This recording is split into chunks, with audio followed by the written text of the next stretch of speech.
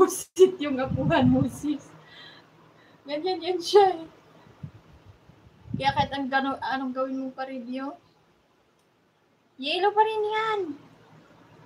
Kung hindi yan makitang may short ka. Okay, magbunot na ako ng kilikili niya sa Kuya Adi.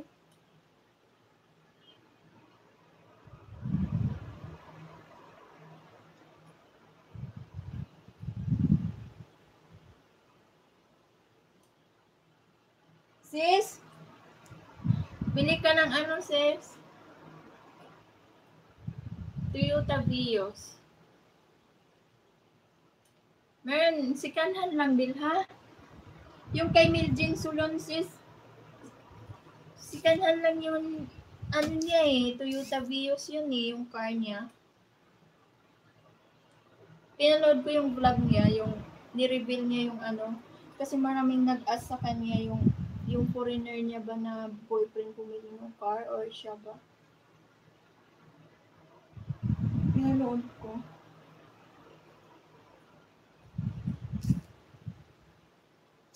Sige na, para gumala tayo. Taray. Ikaw, driver?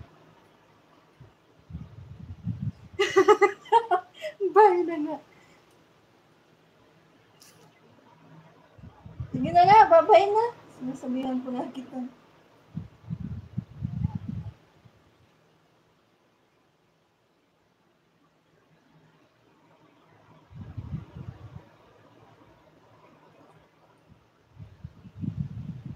Staray. Mahal nun ha. Meron yung sa tita ko, 2 million mahigit. Hindi niya kinash, parang hulog-hulugan lang yata yun. Yung sobrang, yung malaki na parang van color white. Anong pangalan nun? Yung bagong labas ngayon? Langga, ako ibut. O, dire dudong oh.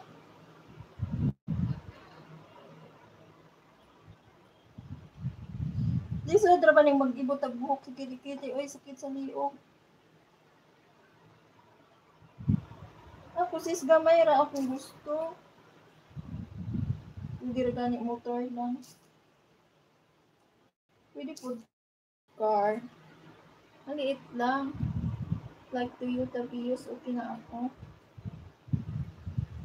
100 ang buhok. Sure! Sa baba po, bunuta.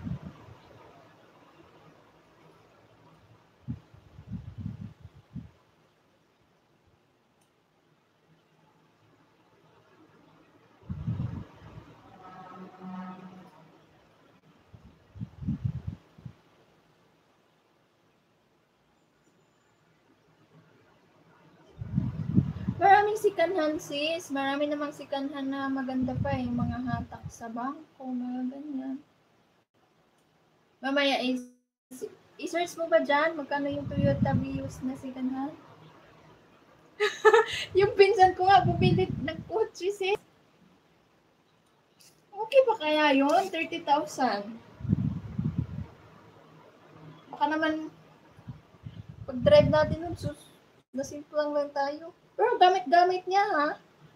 Sa Bulacan.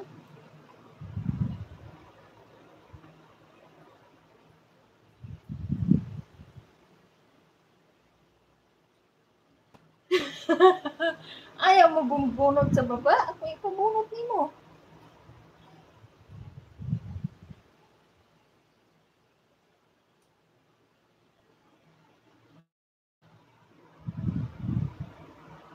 Pagpasulay, dagot tagpawaksing sa baba.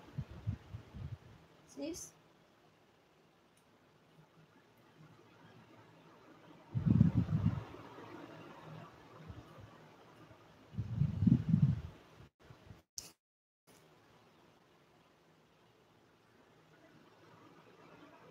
Isura po nang magbunot ang kilikili. Uy, magbibirit sa aming gym. Sa liig.